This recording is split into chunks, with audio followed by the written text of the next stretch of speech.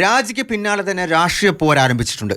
കാരണം വ്യക്തമാക്കാത്ത സാഹചര്യത്തിൽ മുൻ ഹൈക്കോടതി ജഡ്ജി അഭിജിത് ഗംഗോപാധ്യായയുടെ മാർഗം പിന്തുടർന്ന് BJP ടിക്കറ്റിൽ മത്സരിക്കാൻ ഇറങ്ങുമോ എന്നാണ് കോൺഗ്രസ് നേതാക്കൾ ചോദിക്കുന്നത്.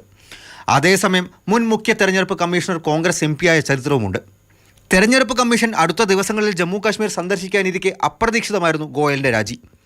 അതിനാൽ തന്നെ മുഖ്യ തിരഞ്ഞെടുപ്പ് കമ്മീഷണറുമായോ കേന്ദ്ര സർക്കാരുമായോ തർക്കമുണ്ടോ, രാജി സമ്മർദ്ദത്തെ തുടർന്നോ എന്നും പ്രതിപക്ഷം ചോദിക്കുന്നു.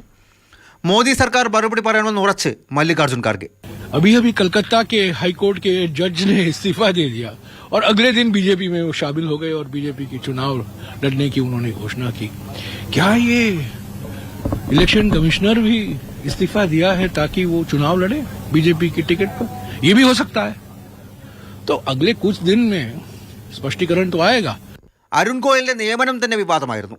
ഇതോടെയാണ് ഇലക്ഷൻ കമ്മീഷണറെ നിയമിക്കാൻ പ്രധാനമന്ത്രി, ലോക്സഭാ പ്രതിപക്ഷ നേതാവ്, സുപ്രീം കോടതി ചീഫ് ജസ്റ്റിസ് എന്ന സമിതി രൂപീകരിച്ചത്. എന്നാൽ കഴിഞ്ഞ വർഷം സഭയിൽ ഭേദഗതി കൊണ്ടുവന്ന് കേന്ദ്ര സർക്കാർ ഈ നിയമത്തെ മറികടന്നു. നിലവിൽ ഒരു അംഗം മാത്രമാണ് കമ്മീഷൻ ബോഡിയിലുള്ളത്. 1993 ശേഷം ആദ്യമായി. എന്നാൽ ആർട്ടിക്കിൾ 324 പ്രകാരം ഒരു അംഗത്തിന് മാത്രമായും സമിതിയിൽ തുടരാം. പക്ഷേ 2027 വരെ കാലാവധി ഉണ്ടായിട്ടും അടുത്ത വർഷത്തോടെ മുഖ്യ തിരഞ്ഞെടുപ്പ് കമ്മീഷണർ ആകാമെന്നിരിക്കെ രാജി എന്തിനെന്ന സസ്പെൻസ് തുടരുന്നു. മാതൃഭൂമി ന്യൂസ്, ഡൽഹി.